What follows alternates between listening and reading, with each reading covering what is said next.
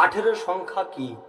হ্যাঁ, 18 সংখ্যা কি? এই 18 সংখ্যা না গীতায় 18টি অধ্যায়, মহাভারতেরও 18টি পর্ব। কৌরব পাণ্ডবের যুদ্ধ হয়েছিল 18 দিন ধরে এবং কৌরবদের সৈন্য সংখ্যা ছিল 18 অক্ষৌহিনী। তাহলে কি এই 18?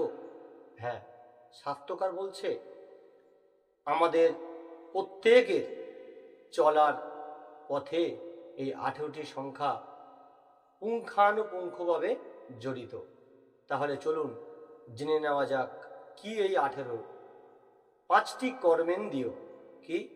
বাক, পানি, পাদ, পায়ু এবং উপাস্ত। 5টি জ্ঞানেন্দ্রিয়, চক্ষু, কর্ণ, নাসিকা, জিহ্বা, ত্বক এবং 5টি তন্মাত্র কি? রস, রূপ, গন্ধ, শব্দ এবং স্পর্শ। আর কি? আর 3টি কি কি? না মন, বুদ্ধি, এই অহংকার মিলে 18 সংখ্যা হয়।